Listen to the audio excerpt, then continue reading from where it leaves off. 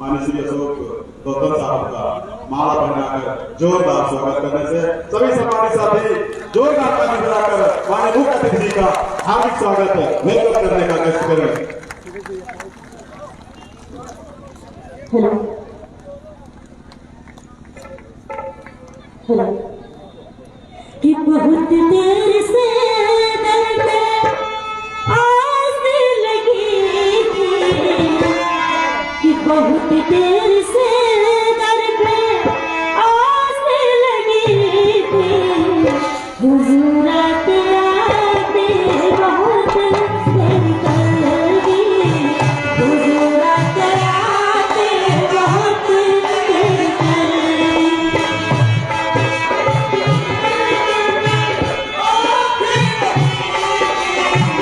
हुजूर आते आते बहुत देर कर लगी, हुजूर आते आते बहुत देर कर लगी।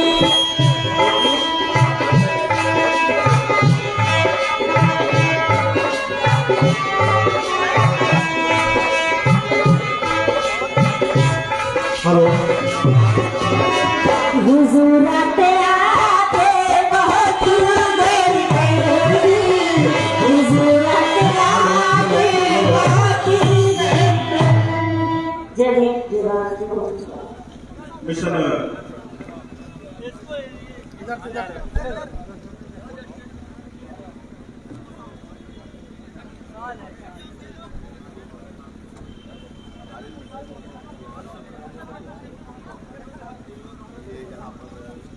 सम्मानित साथियों,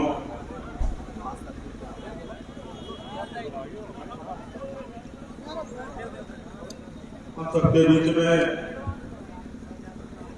माननीय मुख्य अतिथि जी का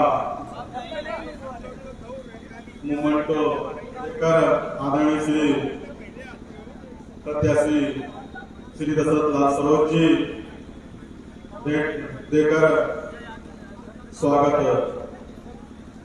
करेंगे। मैं निवेदन करता हूं आदरणीय श्री दशरथ लाल सरोज जी से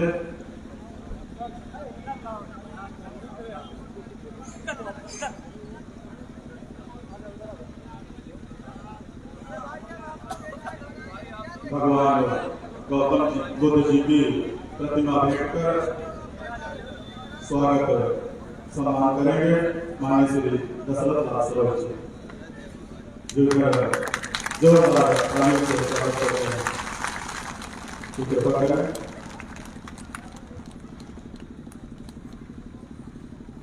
अब स्वागत की कड़ी में पूर्व कैबिनेट मंत्री परम सम्मानित माननीय श्री नकुल दुबे जी का हार्दिक स्वागत करेंगे।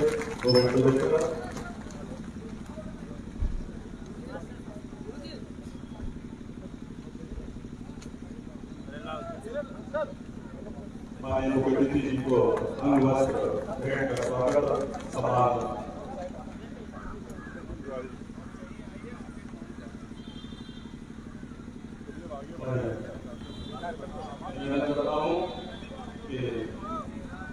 सम्मानित माननीय पूर्व कैबिनेट मंत्री जी का हाथ भेंट कर स्वागत करने का कृपा करें।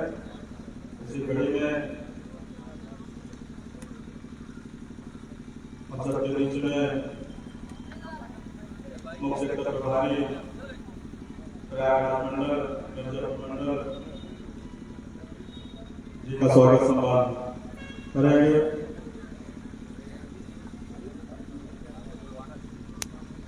हम सबके बीच में ब्राह्मण समाज के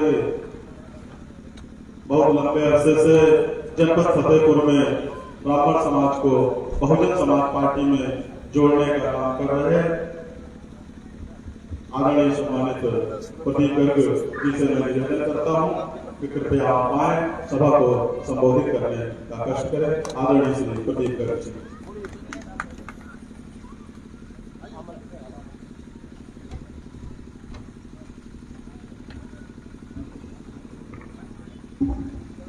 आज इस फतेहपुर जनपद का और खास तौर से सुरक्षित हमारी ये घाघा विधानसभा बहुत ही सौभाग्यशाली है कि हमारे परम आदरणीय माननीय राष्ट्रीय महासचिव और राज्यसभा सांसद, सर्व समाज और ब्राह्मण समाज के पुरोधा, हम लोग सभी का आशीर्वाद और उनके बातों को सुनने का मौका मिला है।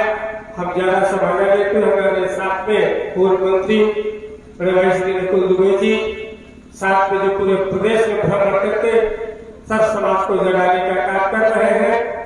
वैसे भी ये कहना चाहिए, हमारे कोऑर्डिनेटर सेक्टर जोन के अशोक गौतम जी, राजू गौतम, सभी सम्मानित बच्चा सीट एवं हमारे प्रत्याशी इधर के श्री दशलाल जी, माननीय अभिभाषण मिश्रा जी के द्वारा हम लोग उनके विचारों को सुनेंगे। सिर्फ मैं ये बताना चाहता हूँ, धागा विधानसभा कई बार बहुजन समाज पार्टी को, माननीय बहन जी को मजबूत करने का काम धागा और धागा के बेल्ट के लोगों ने जो जीत हासिल कराई है, जब बूथ और सेक्टर खुला है तो सबसे ज्यादा इधर से वोट का प्रतिशत बढ़ाने का काम किया है। 4-4 बार आप विधायक देने का काम किया। सिर्फ आप लोगों से निवेदन में ब्राह्मण समाज को भी ये भी लगा, ब्राह्मण समाज भी बहुत ज्यादा है, काफी लोग हमारे बच्चे बैठे राजेंद्र उदय पाठक जी, काफी लोग उनसे अपील करना चाहते हो, फिर से आप माननीय गुरु जी के निर्देशन पे, अगुवाई पे, वही जोश के साथ इस सीट को हम लोग को जिता के, भारी मतों से जिता के आगे बढ़ाने का, 5वीं विभाग सरकार बनाने का काम करेंगे। जय भीम, जय भारत, जय गुरु समाज। बहुत बहुत धन्यवाद। अब मैं वक्ताओं की अगली कड़ी में निवेदन करता हूं, 243 विधानसभा खागा से माननीय बहन जी का आशीर्वाद प्राप्त प्रभारी प्रत्याशी सम्मानित श्री दशरथ लाल सरोज जी, कृपया आप आए और खागा विधानसभा के कोने कोने से आए हुए बहुजन समर्थक साथियों का स्वागत करते हुए अपनी वाणी को रखने का कष्ट करें, सभा को संबोधित करने की कृपा करें। आदरणीय श्री दशरथ लाल सरोज जी।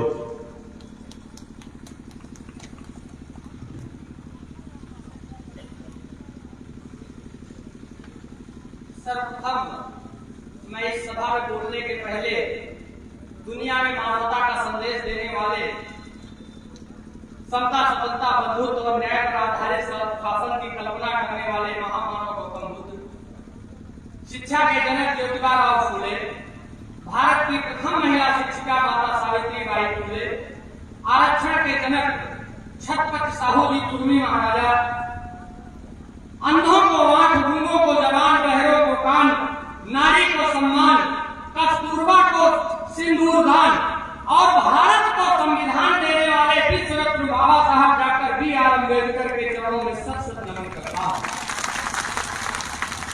तत्पश्चात कश्मीर से लेकर के कन्याकुमारी तक अपने पद यात्रा और साइकिल यात्रा से और इस सोई हुई कौम को जगाने वाले TS4 रामसेठ और बहुजन समाज पार्टी के निर्माता मानवर मसीहा कांसीराम साहब के भी चरणों में सत नमन करता हूं। हमारे बहुजन समाज में जन्मे तमाम संतों, गुरुओं, महापुरुषों, जिन्होंने अपनी पूरी जिंदगी बहुजन समाज को जगाने के लिए, बहुजन समाज के मान सम्मान को दिलाने के लिए सारी जिंदगी खर्च कर दी, ऐसे उन महापुरुषों को भी मैं सत नमन करता हूं। आज इस एक दिवसीय कार्यकर्ता सम्मेलन की अध्यक्षता कर रहे इस ढाका इंटर कॉलेज के मैनेजर श्री बलबीर सिंह जी को भी मैं प्रणाम करता हूं और उन्हें धन्यवाद देता हूं कि वो इस सभा में आए। इसके लिए मैं उनका बार बार आभार प्रकट करता हूं। आज इस सभा के मुख्य अतिथि बहन जी के बहुत ही करीबी और राष्ट्रीय महासचिव, पूर्व वर्तमान राज्यसभा सांसद माननीय श्री सतीश चंद्र मिश्रा जी, उनके साथ चल करके आए माननीय पूर्व कैबिनेट मंत्री जी और जितने भी साथ में चल करके आए सभी को मैं हार्दिक दिल से स्वागत, वंदन, अभिनंदन करता हूं तथा क्षेत्र की जनता जो पूरे विधानसभा के कोने से चल करके आई, सुबह से लेकर के अभी तक बैठी है, माताएं, बहनें, मैं सबको अपने दिल की गहराइयों से हार्दिक स्वागत वंदन अभिनंदन करता हूँ। साथियों, मैं ज्यादा कुछ नहीं कहूंगा, मैं माननीय मुख्य अतिथि के बीच में बाधा नहीं पड़ूंगा, लेकिन मैं सबसे निवेदन करता हूँ कि साथियों, इस भाई को, इस बेटे को आप लोग आगे बढ़ाइए। मैं पूरा विश्वास दिलाता हूँ कि किसी भी भाई के दुख दर्द में मैं हमेशा शरीक रहूंगा, मैं हमेशा उसके दुख दर्द में आगे रहूंगा। मैं सब विश्वास के साथ मैं सबको कहना चाहता हूँ, क्योंकि इस सरकार से पूरी जनता उब चुकी है। कोने कोने में हत्या, डकैती, बलात्कार जैसी जघन्य घटनाएं हो रही हैं। किसी को भी, किसी भी सरकार के नुमाइंदों के अंदर जू नहीं रही। माननीय मुख्यमंत्री जी भी कोई इस पर पहल नहीं कर रहे हैं। देख लीजिए, अभी इलाहाबाद की धरती में 4 हत्याएं हो गई, किसी को आज तक अभी तक गिरफ्तारी तक नहीं हुआ। साथियों, मैं सबसे निवेदन करना चाहूंगा कि आने वाले वक्त में मैं सबसे हाथ जोड़ करके निवेदन करता हूं कि ये हाथी वाली बटन को दबाना न भूलिएगा। इसी के साथ जय भीम, जय बहुजन समाज।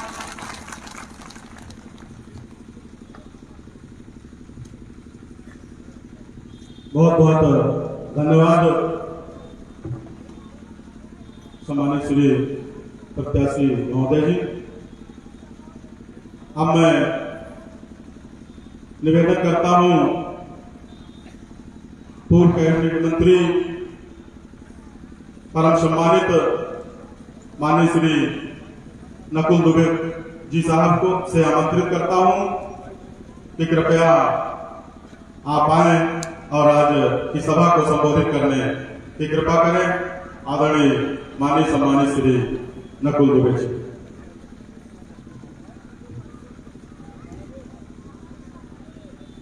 सर्वप्रथम भारतीय संविधान के रचयिता परम पूज्य बाबा साहब भीमराव अम्बेडकर एवं बहुजन समाज पार्टी के संस्थापक माननीय कांशीराम साहब को श्रद्धासुमन अर्पित करते हुए आज खागा विधानसभा के इस ऐतिहासिक खाता क्षेत्र में अपने भाई प्रत्याशी श्री दशरथ कुमार सरोज जी को विधानसभा पहुंचाने के लिए जो संकल्प लेने या संकल्प दिलाने आप लोगों के बीच में हम लोग आए हैं। आदरणीय बहन कुमारी मायावती जी को 5वीं बार इस प्रदेश का मुखिया बना करके इस प्रदेश में अमन चैन कायम कराने का संकल्प आपको दिलाने आए हैं। उस कार्यक्रम के मुख्य अतिथि बहुजन समाज पार्टी के राष्ट्रीय महासचिव, सम्मानित राज्यसभा सांसद आदरणीय श्री सतीश मिश्रा जी, मुख्य सेक्रेटरी प्रभारी श्री अशोक गौतम जी, राजीव गौतम जी, माधवेंद्र जी, गुलाब चमार जी, प्रदीप गर्ग जी, अनीस मंसूरी जी, यहाँ पर मंच विराजमान हमारे आज के समारोह की अध्यक्षता कर रहे प्रबंधक महोदय, सामने की ओर बैठे हुए मेरे सम्मानित बड़े बुजुर्गों, मेरी माताओं बहनों, मेरे नौजवान साथियों और सर्व समाज से आए हुए हमारे सम्मानित अतिथियों, बहुत लंबी चौड़ी बात आप लोग के बीच में इसलिए करना चाहता हूँ कि आप सब लोग आज के इस कार्यक्रम के मुख्य अतिथि माननीय सतीश मिश्रा जी को सुनने यहाँ पर आए हुए हैं। एक दो बातें जरूर आपसे कहना चाहता हूँ। मैं आप सबसे ये जानना चाहता हूँ कि कृपया आप सब लोग मुझे बताने का काम करेंगे कि क्या आज हमारा उत्तर प्रदेश और हमारा हिंदुस्तान खतरे में जा रहा है कि नहीं जा रहा है। अगर हमारा उत्तर प्रदेश और हमारा हिंदुस्तान खतरे में जा रहा है तो जितनी मन की जिम्मेदारी है उतने से ज्यादा जिम्मेदारी आपकी है कि नहीं है। मैं अपने समाज के लोगों से पूछना चाहता हूँ कि अगर हमारे मान सम्मान के साथ खिलवाड़ हुआ है तो क्या बताइए 2022 में हमको बदला लेना चाहिए कि नहीं लेना चाहिए। अगर हमको बदला लेना चाहिए तो आप सब लोगों को तैयार हो जाना चाहिए कि जब तक हम लोग भारतीय जनता पार्टी और समाजवादी पार्टी को उत्तर प्रदेश की सीमा से बाहर खदेड़ कर पहुंचा नहीं देंगे तब तक बहुजन समाज का एक भी सिपाही चैन से बैठने का काम नहीं करेंगे। मैं आप सबका आह्वान करते हुए सिर्फ इतना कहना चाहता हूँ कि माननीय मुख्यमंत्री महोदय बोलने जा रहे हैं, उनकी एक एक बात को बहुत ध्यान से सुनिएगा, अपने मन में रखिएगा, अपने दिलों में रखिएगा और उन बातों को यहाँ पर छोड़ करके मत जाइएगा, उनको अपने साथ में करके जाइएगा। 2022 के चुनाव में बहुत देर नहीं है, बहुत दिन नहीं है। लेकिन इनको सबक सिखाना है जिन्होंने हमारे आपके बीच में लड़ाई झगड़ा गुंडा फसाद करा करके हमारे आपके अमन चैन को छीनने का काम किया है। ज्यादा कुछ न देखते हुए मैं आमंत्रित करता हूँ बहुजन समाज पार्टी के राष्ट्रीय महासचिव आज के कार्यक्रम में कभी कृपया वो माइक पर आए, हम सबको आशीर्वाद देने के बारे में माननीय सुमित मिश्रा जी बहुत बहुत धन्यवाद। जय हिंद जय भारत।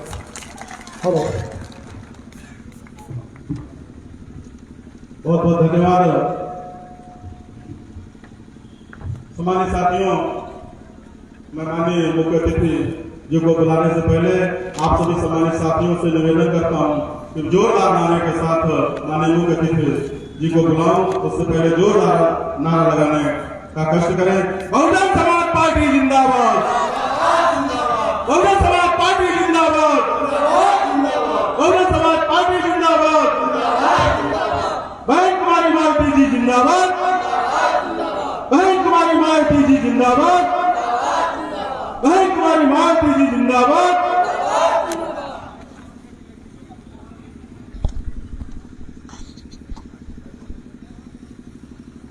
मंच पर उपस्थित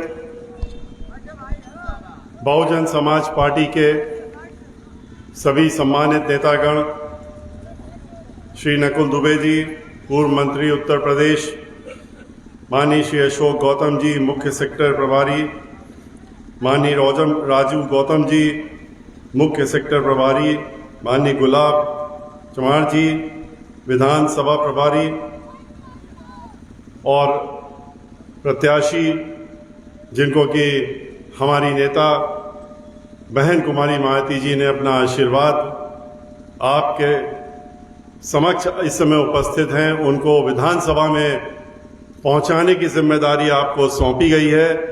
वो मौजूद हैं श्री दशरथ लाल जी, दशरथ लाल सरोज जी, माननीय श्री दीप गौतम जी, अरुण केशव जी, यहाँ पर उपस्थित श्री मानवेंद्र आज़ाद जी, हमारे बीच में बैठे श्री अनीस मंसूरी जी तथा यहाँ पर उपस्थित सभी जो आज हम लोगों की उत्साह बढ़ाने के लिए इतनी बड़ी संख्या में उपस्थित हुए हैं, माताएं, बहनें और हमारे मीडिया के बंधुओं, भाइयों, आज से ठीक 1 महीने का समय रह गया जबकि चुनाव के मैदान में आप लोग सभी लोग होंगे और इस 1 महीने के अंदर जो भी कार्य आप करेंगे वही आपका भविष्य तय करेगा।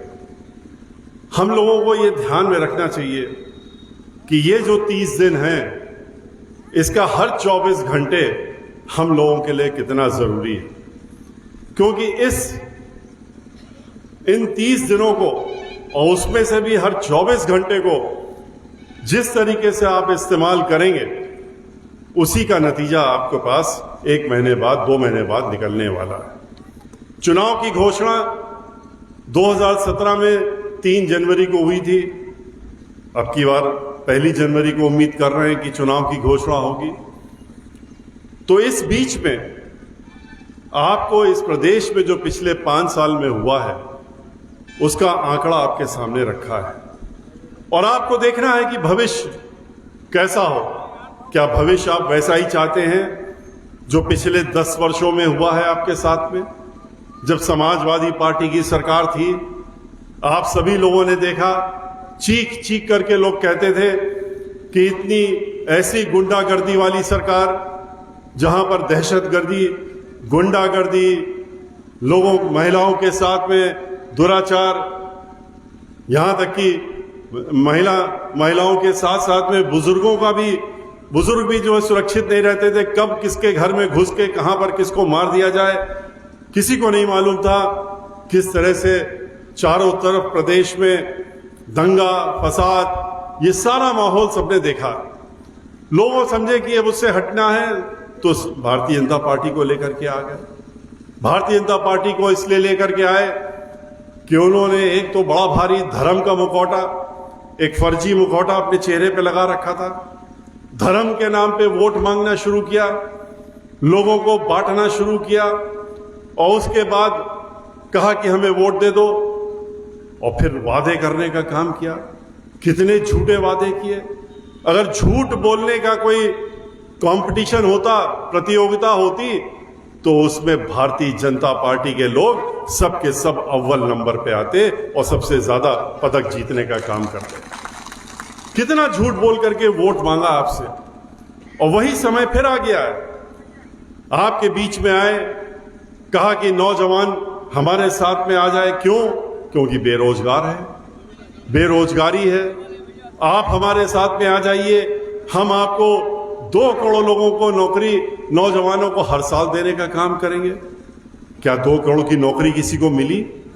नौकरी तो छोड़िए, उन्होंने तो 2 करोड़ लोगों की नौकरी लेने का काम किया।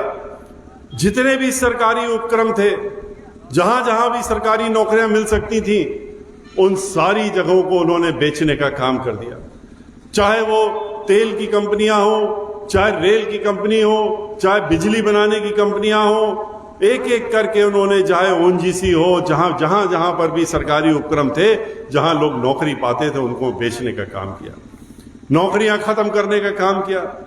प्रदेश में जहां जहां सरकारी नौकरी मिलती थी, चाहे नगर पालिका हो, चाहे पीडब्ल्यूडी हो, चाहे सिंचाई विभाग हो, चाहे ब्रिज कॉरपोरेशन हो, सेतु निगम हो, चाहे जल निगम हो, चाहे और कोई संस्था हो जो प्रदेश की, उसमें भी उन्होंने नौकरी देने की प्रथा खत्म कर दी।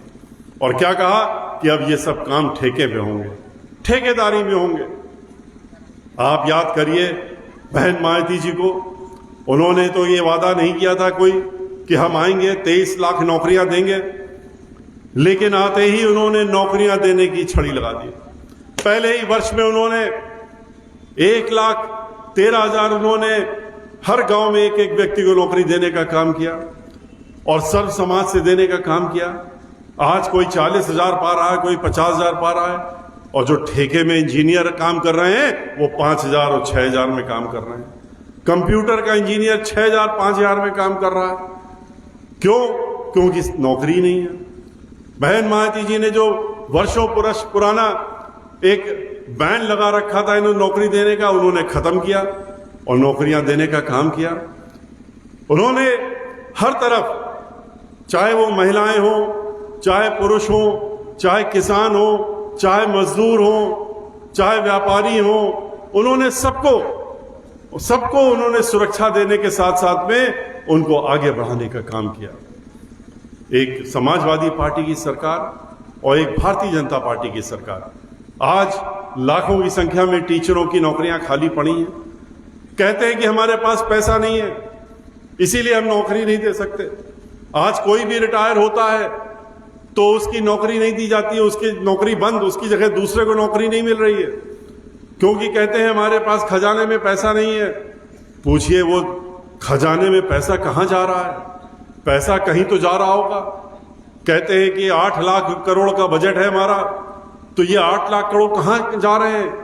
क्या खाली इनके विज्ञापनों में जा रहे हैं? क्या खाली ये दिखाने में जा रहे हैं कि इस प्रदेश में बड़ी खुशहाली है, बड़ा कानून का राज चल रहा है, ये दिखाने के लिए जा रहे हैं? क्या यही कानून का राज है? जहां महिलाओं की सुरक्षा की बात करी थी इन्होंने हर 2 घंटे में, ये हम लोग नहीं कहते हैं, ये सरकारी रिपोर्ट कहती है, जो इनका नेशनल क्राइम ब्यूरो है वो कहता है कि हर 2 घंटे में उत्तर प्रदेश में एक महिला के साथ में बलात्कार और दुराचार होता है। क्या ऐसी ही सरकार चाहिए थी? क्या ऐसी सुरक्षा मांगी थी? याद करिए बहन मायावती जी की सरकार को, सुरक्षा के नाम पे, कानून व्यवस्था के नाम पे, रात के 12 बजे भी अगर किसी महिला को घर से बाहर निकलने की जरूरत पड़ती थी, वो रुकती नहीं थी, वो बगैर सोचे निकल जाती थी, क्योंकि उसको ये मालूम था कि कोई भी हमारी तरफ गलत नियत से आंख उठा के नहीं देख सकता, क्योंकि इस प्रदेश की मुखिया बहन मायावती जी हैं। ये सोचकर उन्होंने अपनों को ही नहीं बख्शा तो दूसरों को क्या बख्शती। बहुजन समाज पार्टी के ही मेंबर ऑफ पार्लियामेंट ने कानून अपने हाथ में लेने का काम किया था, उन्होंने देरी नहीं की, अपने घर में बुलाया अपने ही एमपी को और वहीं से हथकड़ी लगा करके 5 साल के लिए जेल के अंदर भेजने का काम किया था बहन मायावती जी। तब कानून द्वारा कानून का राज चलाया था। आज की तरह नहीं कि किस तरीके से हाथरस में आप लोगों ने देखा कि एक दलित बेटी के साथ में पहले दुराचार होता है, बाद में जब वो मर जाती तो उसका देह भी घर वालों को नहीं देते हैं अंतिम संस्कार के लिए।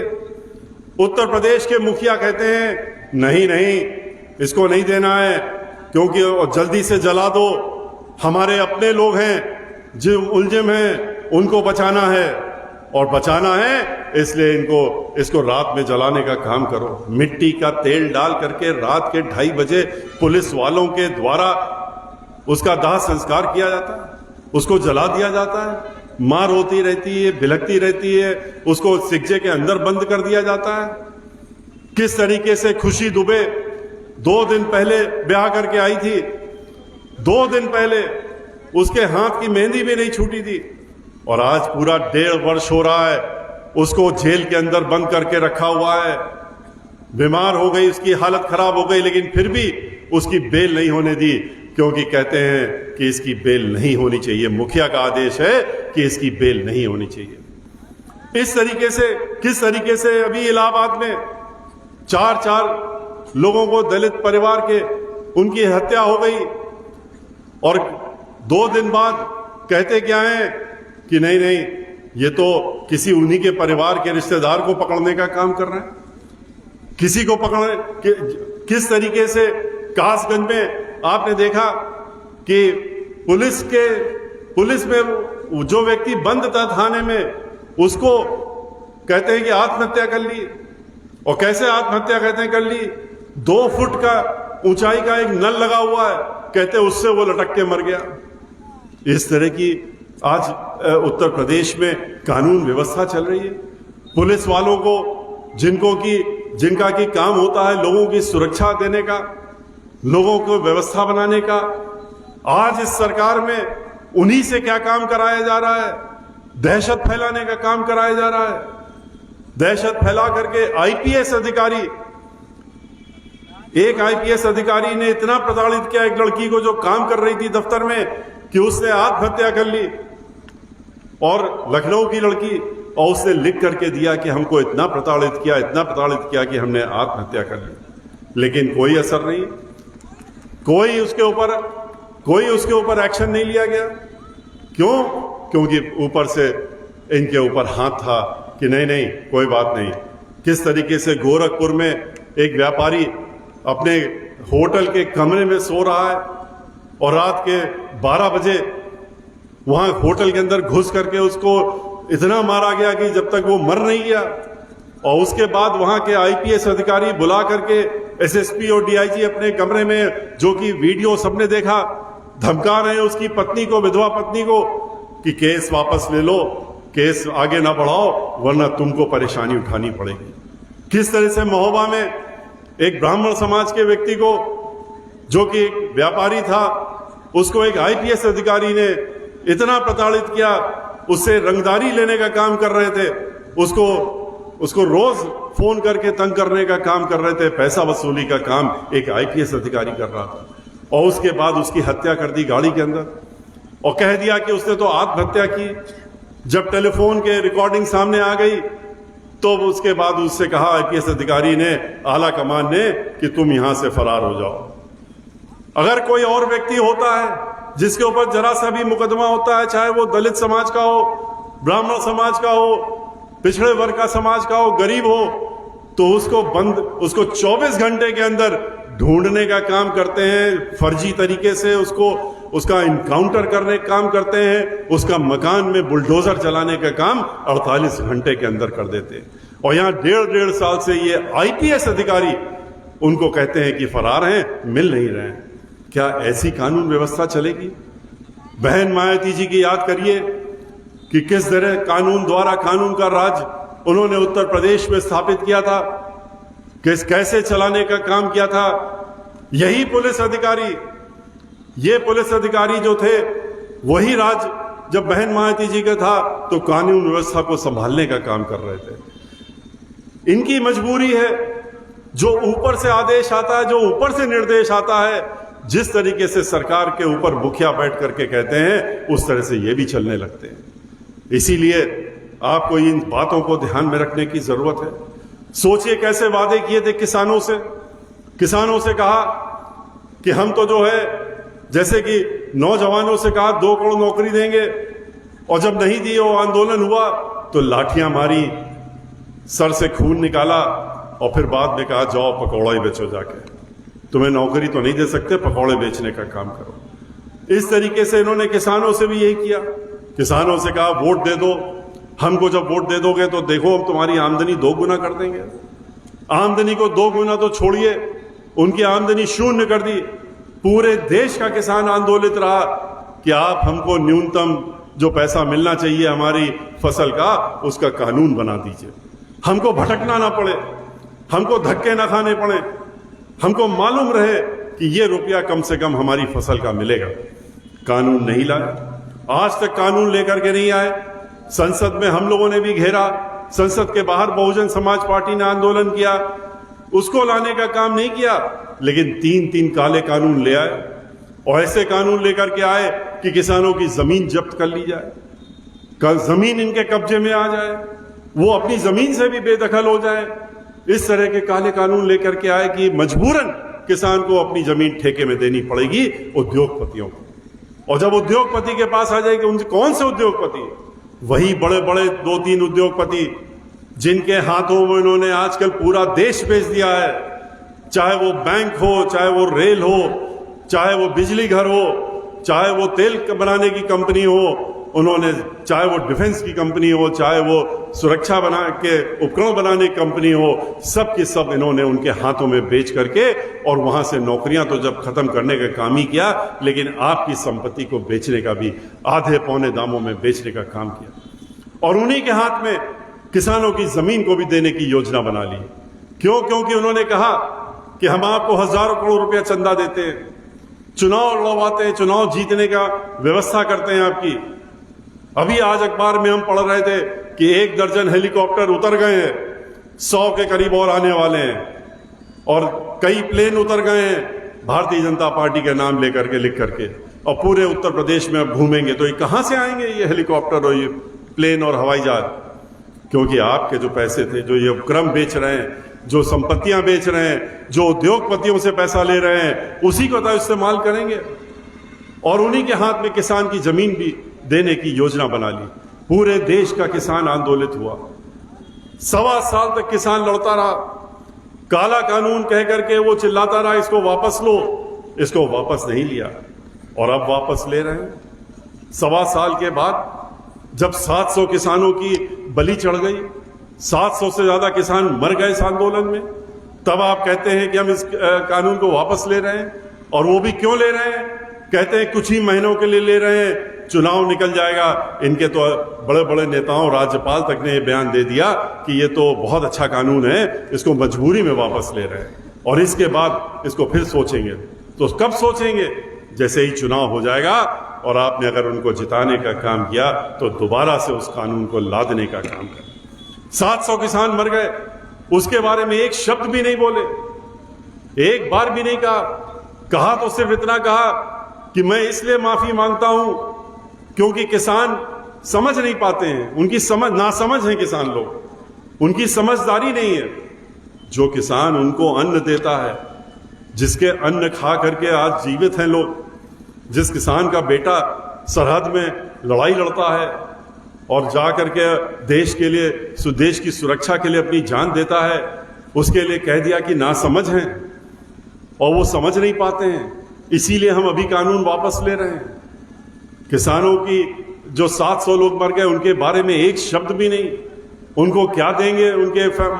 उनके घर वालों को कैसे कॉम्पनसेट करेंगे? एमएसपी के बारे में एक शब्द नहीं। न्यूनतम इतना पैसा देंगे फसल का, उसके बारे में एक शब्द नहीं। जो सैकड़ों की संख्या में किसानों के ऊपर मुकदमे लाद दिए हैं, उसके बारे में भी एक शब्द नहीं। और संसद के अंदर भी कह दिया कि इस पे हम कोई चर्चा नहीं करेंगे, क्योंकि किसानों की बात उठेगी, इसलिए हम चर्चा नहीं होने देंगे, और चर्चा नहीं होने दिया उन्होंने।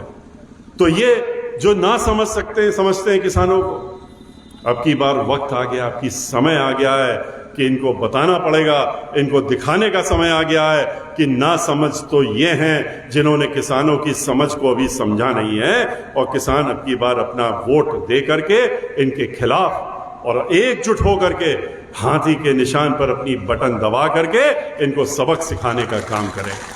बहन मायावती जी ने वादा किया है, और जो वादा करती है वो सबको मालूम है कि वो कहती हैं जो फिर वो करके दिखाती भी। उन्होंने कहा कि ये अभी कानून वापस लिया है, दबाव में इन्होंने आके दोबारा भी लाने की कोशिश करेंगे। उत्तर प्रदेश में हमारे रहते हुए और हमारी सरकार बनती है तो किसानों के ऊपर कोई भी इस तरह का गलत कानून लगने नहीं देंगे। उन्होंने जो कहा पहले भी क्या, ये तो कहा था इन्होंने 2 गुना आमदनी बढ़ा देंगे। 25 रुपए बढ़ाए 5 साल में, वो भी चुनाव के समय आकर के गन्ना के खरीद में 25 रुपए, 5 रुपए प्रति वर्ष के हिसाब से। बहन मायावती जी ने तो कुछ नहीं वादा किया था, लेकिन किसान के बारे में वो खुद सोचती हैं। उन्होंने अपनी 5 साल की सरकार में जो गन्ना का मूल्य 125 रुपए था उसको 2 गुना करने का काम बहन मायावती जी ने किया था, 250 पहुंचाने का काम किया। उन्होंने महिलाओं के लिए 1-2 नहीं अनेकों योजनाएं बनाई, ऐसी योजना बनाई कि हर महिला को कुछ ना कुछ मिलना चाहिए। उन्होंने कहा गरीब परिवार में किसी भी जात किसी भी धर्म में कोई पैदा होती है बच्ची और गरीब परिवार है तो उसके लिए कोई मातम ना मचे, इसलिए उसके परिवार वाले खुश हो। उन्होंने कहा जिस दिन बच्ची पैदा होगी उसी दिन खबर मिलते ही हमारे अधिकारी जाएंगे उसके घर में और एक बैंक ड्राफ्ट देने का काम करेंगे, जिससे कि उस लड़की के नाम पे, और वो 18 वर्ष की जब होगी तो उसके खाते में 1 लाख रुपया जमा होगा। ये निकलना चाहिए। पढ़ाई उसकी मुफ्त होगी, साइकिल दी जाएगी, किताबें दी जाएंगी, हॉस्टल दिया जाएगा, उसको पूरा पढ़ने का मौका दिया जाएगा। उन्होंने महिलाओं के लिए, वृद्धा महिलाओं जो विधवा महिलाएं हैं उनके लिए अलग पेंशन देने का काम किया। उन्होंने हर महिला जो गरीब परिवार में थी, गांव-गांव में, जिसको लेकर के पूरे प्रदेश में एक अभियान के तौर में उन्होंने 36 लाख महिलाओं को चिन्हित करके और उनको हर महीने उन्होंने 400 रुपए जो मुखिया महिला थी उसके हाथों में पहुंचाने का काम, कैंप लगवा करके हर महीने देने का काम बहन मायावती जी ने किया था। और इतना ही नहीं, उन्होंने उनकी सुरक्षा को लेकर के और उनकी हर तरह की उन्नति को लेकर के उन्होंने आगे बढ़ाने का काम बहन मायावती जी ने किया। आज पूरे प्रदेश में विकास अगर कहीं दिखता है तो वो वही विकास दिखेगा आपको जो 10 वर्ष पूर्व 5 साल तक बहन मायावती जी की सरकार में हुआ था। उन्होंने 23 नए जिले बनाए, 23 नए जिला, कौशाम्बी भी बहन मायावती जी का बनाया हुआ जिला, 23 नए जिले बनाए, उसका समग्र विकास करने का काम किया। और समग्र विकास जब तेला बनता है तो समग्र विकास होता है। 29,000 अम्बेडकर गांव को बहन मायावती जी ने समग्र विकास करके उनका विकास करने का काम, सीसी रोड बनाते हुए समग्र विकास करने का काम किया। 1 दर्जन से ज्यादा उन्होंने मेडिकल कॉलेज और यूनिवर्सिटी बनाने का काम किया, अंतर्राष्ट्रीय स्तर की यूनिवर्सिटी बनाने का। हर जिले में स्कूल बनाए, कॉलेज बनाए, 5,000 से ज्यादा उन्होंने प्राइमरी स्कूल बनाने का काम किया, जूनियर हाई स्कूल बनाने का काम किया, 29,000 प्राइमरी स्कूल बनाने का काम किया। ये सारे कार्य बहन मायावती जी की सरकार में हुए। और इतना ही नहीं, 6,500 मेगावाट की बिजली का उत्पादन उत्तर प्रदेश में 17 वर्ष पहले से होता चला आ रहा था। जब सरकार बनी तो उन्होंने उसको बढ़ा करके 13,500 मेगावाट बना करके पूरे प्रदेश में बिजली को बढ़ाने का काम बहन मायावती जी ने किया।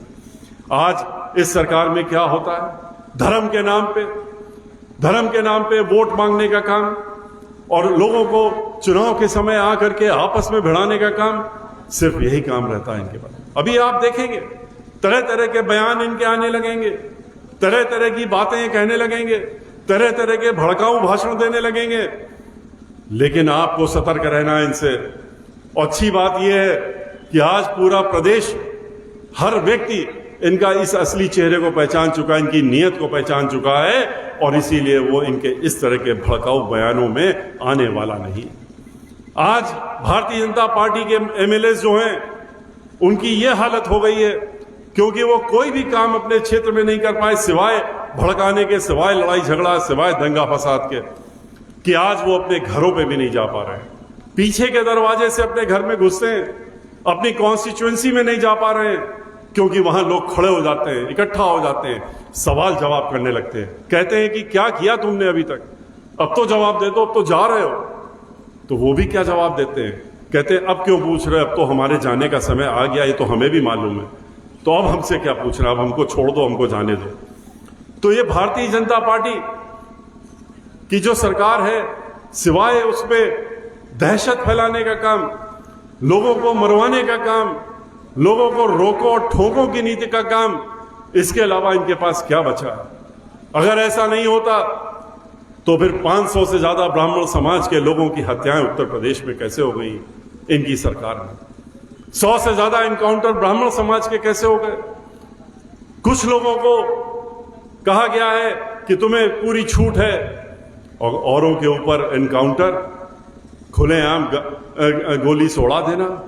इस तरह का जो इनकी योजनाएं हैं, जो इनके तौर तरीके हैं दहशत फैलाने के, इसको उत्तर प्रदेश की जनता जो है वो अच्छी तरह से पहचान चुकी है, और आप लोग भी देख चुके हैं। और हम लोगों को सतर्क रहना है इन चीजों से। ये धर्म के नाम का जो झूठा मुखौटा इन्होंने पहन रखा है, उसको उतारने का काम भी हम लोगों ने किया। हम पूरे उत्तर प्रदेश में घूम करके आए अभी पिछले 2 महीने पहले, और हर जगह जा करके हमने तो शुरू किया था अयोध्या से, फिर हम गए थे वाराणसी, वृंदावन, हर जगह हमने इनका दिखाने का काम किया, इनका असली चेहरा दिखाने का काम किया कि वोट तो धर्म के नाम पे लेते हैं, वोट तो राम के नाम पे लेते हैं, लेकिन इन्होंने करने का काम किया, इन्होंने वहां पर कुछ भी नहीं किया। अयोध्या में अगर कुछ हुआ है तो बहुजन समाज पार्टी की सरकार के दौरान हुआ, वाराणसी में कुछ हुआ है तो बीएसपी की सरकार में हुआ, वृंदावन का समग्र विकास हुआ तो बहुजन समाज पार्टी की सरकार में हुआ। इन्होंने क्या किया, इन्होंने तो सिर्फ वोट लेने का काम किया, लोगों को भड़ाने का काम किया, भड़काने का काम किया, दंगे फसाद, लोगों को लड़ाना भिड़ाना। समाजवादी पार्टी और भारतीय जनता पार्टी की ये एक मिलीजुली योजना होती है, मिल करके योजना बनाते हैं, और इससे आपको बहुत सतर्क रहना है। क्यों नहीं बहन मायावती जी की जब सरकार होती है तो कोई दंगा फसाद होता है? कभी प्रश्न करिए अपने आप से, उत्तर मिल जाएगा। और उत्तर तो यही है कि कोई दंगा फसाद होता ही नहीं है। दंगा फसाद तो कराया जाता है, चाहे वो अल्पसंख्यक समाज के लोग हों, पिछड़े वर्ग के समाज लोग हों, अपर कास्ट के हों, ब्राह्मण समाज के हों, दलित समाज के लोग हों। जब बहुजन समाज पार्टी की सरकार होती है और बहन मायावती जी मुखिया होती हैं, तो ये लोग एकजुट होकर के एक साथ क्यों रहते हैं? क्योंकि सर्वजन हिताय सर्वजन सुखाय की नीति जो बहुजन समाज पार्टी का नारा भी है, उसको अमली जामा पहनाने का काम सिर्फ बहन मायावती जी करती हैं, और इसीलिए सब वहां सुरक्षित रहता है, हर वर्ग सुरक्षित रहता है और अपने को महसूस करता है कि मेरी सरकार है। और खास तौर से वो जो गरीब है वो जानता है कि हमारे बारे में अगर कोई सोचने का काम करता है तो वो बहन मायावती जी करती हैं, चाहे किसी भी जात किसी भी धर्म का हो।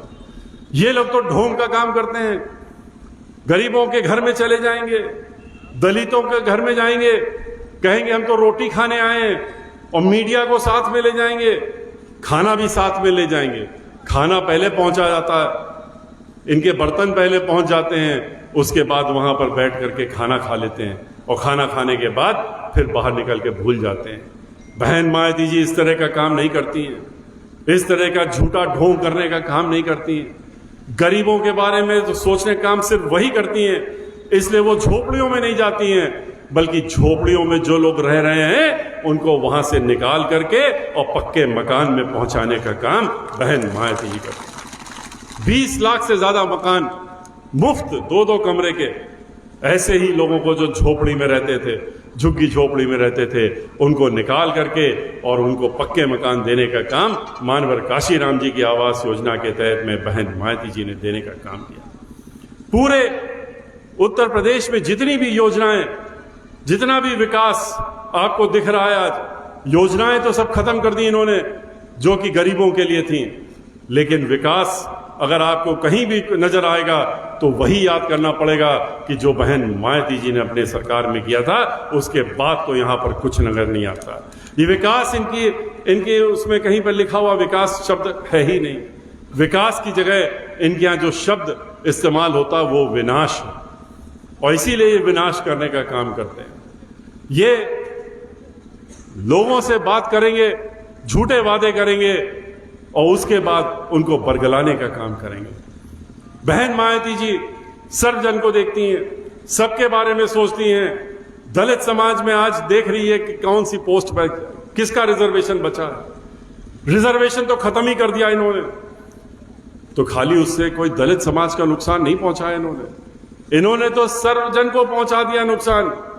जब नौकरी ही खत्म कर दी तो रिजर्वेशन तो खत्म ही हो गया, लेकिन जो बाकी नौकरियां रिजर्वेशन के अलावा लोग पाते थे वो भी खत्म करने का काम इन्होंने कर दिया। तो ये सिर्फ विनाश और उसकी ही योजना इनके मन में रहती है और अपना खाली विज्ञापन के माध्यम से दिखाने का काम है। हर भाषण इनका और समाजवादी पार्टी के आप देख लीजिए, ध्यान से देखिएगा, सिर्फ होता है, सिर्फ और सिर्फ ऐसा होता है कि भड़काने वाला होता है, आपस में भिड़ाने वाला होता है। और इसी से हमको सतर्क रहना है। और इनका अब की बार सतर्क रह करके आपको अपनी योजना बनानी पड़ेगी। जो 30 दिन है, इन 30 दिनों में आपको ये ध्यान में रखना पड़ेगा कि क्या हम फिर से ऐसी सरकार चाहते हैं जो गरीबों को कुचले, ऐसी सरकार चाहते हैं जो किसानों के ऊपर लाठी चलाए और उनको अपनी गाड़ी से रौंदने का काम करे। किसान अगर आंदोलन कर रहा है तो आपने उसके ऊपर गाड़ी रौंद दी और रौंद करके उसको मारने का काम किया और कोई नहीं पकड़ा जाता है। पकड़े जाते हैं कब? जब सर्वोच्च न्यायालय अपने हाथ में मामला ले लेती है, तब आप दिखाने के लिए पकड़ते हैं। क्या ऐसी सरकार चाहिए दहशतगर्दी वाली, जहां पर जब टीचर लोग जो हैं, वित्त विहीन टीचर लखनऊ पहुंचते हैं, जिनको कि इन्होंने वादा किया था 20 लाख से ऊपर कि हम आपको मान दे देंगे और मान दे देंगे, सम्मानजनक मान दे देंगे, वोट दे दीजिए, वोट ले लिया। और जब वो पहुंचे 4 साल इंतजार करने के बाद इनके पास समाजवादी पार्टी ने धोखा दिया था, फिर इनके पास पहुंचे तो क्या कहते हैं कि वादा किया था, कोई जरूरी थोड़ी ना निभाना है हमको। उन्होंने कहा नहीं फिर तो हम आंदोलन करेंगे। तो उनको भी क्या मिला? लाठियां मिली। लाठियों के साथ साथ में किसानों के ऊपर तो गोलियां भी बरसा दी, उनको लाठी मारी, सर फोड़ने का काम किया। और एक महिला जो अध्यापिका थी उसने विधानसभा के सामने अपना सर मुड़ाने का काम किया और सर मुड़ा करके कहा कि इस सरकार की अंत्येष्टि हम आज कर रहे हैं, सर मुड़ा करके। उसने तो उसी दिन अंत्येष्टि कर दी थी। और इन्होंने क्या कहा? उत्तर प्रदेश के मुख्यमंत्री उसके बाद क्या कहते हैं, उस आंदोलन के बाद टीचरों के बारे में जो हम लोग पढ़ाते हैं, जिनकी वजह से आज हम लोग पढ़ लिख करके यहाँ पर खड़े हैं, कहते हैं कि इन्होंने ये जो अध्यापक लोग हैं इनको लाठियां पड़ी हैं, इनको जो चोटें मिली हैं, ये इसी लायक हैं क्योंकि इन्होंने पिछले जन्म में कुकर्म किए थे, इसलिए इस जन्म में ये अध्यापक बने। तो ऐसी सोच जो सरकार रखे और इस तरीके से संवेदनहीन बातें जिस सरकार में हो, तो अगर आपको ये ऐसी ही सरकार चाहिए तो बात दूसरी है। लेकिन अगर आप चाहते हैं कि अब ऐसा वक्त देखने को ना मिले जिसके लिए अब आप अभी तक समय गिन रहे थे और गिनते गिनते अब 3 महीने रह गए और 3 महीने के बाद इनकी विदाई का समय हो गया है, तो आप चाहते हैं कि फिर से ऐसा माहौल ना बने जहां महिलाएं असुरक्षित हों, जहां नौजवान लाठियां खाए अपनी नौकरी पाने के लिए, जहां किसान का सर फोड़ा जाए और उसको गाड़ी से रौंदा जाए, जहां पर मजदूर सड़कों में आपने देखा किस तरीके से कोरोना के दौरान मजदूर पैदल चल करके सड़कों में आ रहा था, कई किलोमीटर 200 किलोमीटर नंगे पैर, हाथ में गोदी में बच्चे को लेकर हम लोगों की माताएं बहनें और लिए चली आ रही थी। रास्ते में कितने लोग मर गए और इनके अंदर इतना भी नहीं हुआ कि इनको हम गाड़ी दे दें, इनको खाना दे दें, इनके लिए कैंप लगा करके कोई व्यवस्था कर दें। न कोरोना में सैकड़ों हजारों लोग मर गए। कैसे मर गए? इनकी अव्यवस्था की वजह से। न डॉक्टर था, न दवाई थी, न ऑक्सीजन थी, न बेड थी। लोग जहां थे वहीं के वहीं रह करके वो मर गए। और इसके बाद मरने के बाद भी उनको दफनाने की जगह भी नहीं थी, उनको दफनाने के लिए लकड़ी भी नहीं थी। तो ऐसी तो सरकार हमने देखी है, आपने देखी है।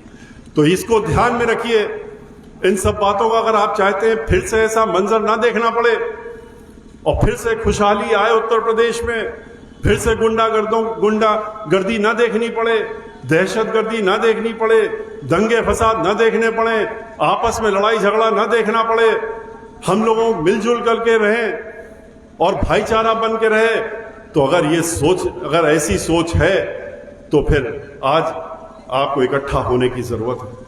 और इकट्ठा हो करके खाली अपने साथ सीमित रहने से फायदा नहीं है, आप लोगों को जिम्मेदारी भी बनती है। खाली ये हम लोगों की जिम्मेदारी नहीं है, आपकी भी जिम्मेदारी है कि आप अपना जो ये समय 1 महीने का बचा है उसको इस्तेमाल करिए सही ढंग से, और इस्तेमाल करके इस 1 महीने को अपने लिए इस्तेमाल करिए, अपने लिए इस्तेमाल करिए।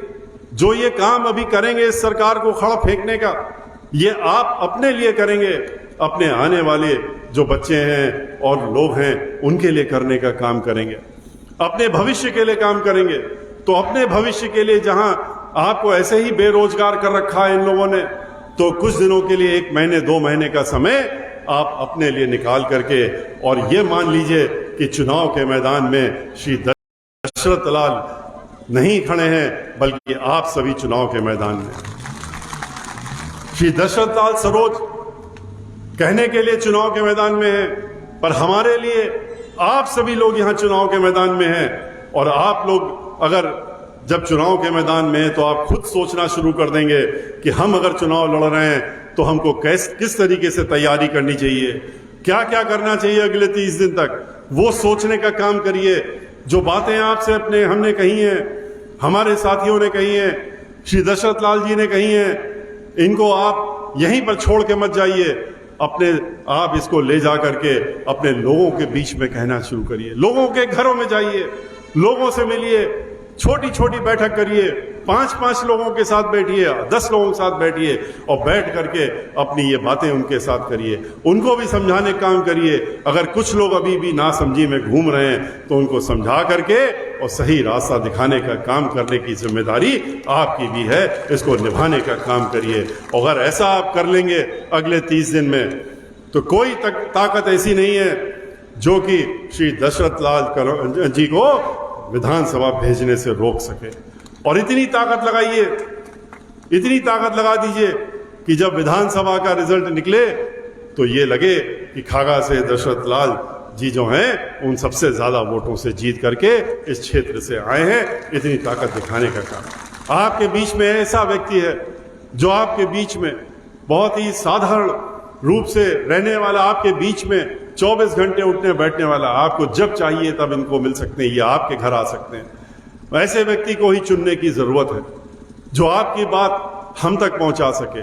आपकी बात ये जब हम तक पहुंचाएंगे, हम आपकी बात को और इनके माध्यम से जो बात होगी उसको हम अपनी नेता, अपनी बहन मायावती जी को पहुंचाने का काम भी करेंगे। और इसलिए मैं आपसे ये अनुरोध करते हुए कि ये संकल्प लेकर के आज जाइए यहाँ से, ये संकल्प के साथ में जाइए कि आने वाले 30 दिन में हम इतनी मेहनत करेंगे कि विरोधी पार्टियों को अपने आप मालूम हो जाएगा, जो इतना पैसा बहा रहे हैं और बहाने जा रहे हैं भी, बहुत पैसा बहा देंगे, उनको जवाब मिल जाएगा कि अब की बार जो है बहुजन समाज पार्टी की सरकार बनने वाली है और 5वीं बार उत्तर प्रदेश की मुख्यमंत्री बहन मायावती जी बनने जा रही हैं। इसी का संकल्प आपको भी लेना है। इसी के साथ मैं अपनी बात समाप्त करता हूं, आपसे विदा लेता हूं। जय भीम, जय भारत।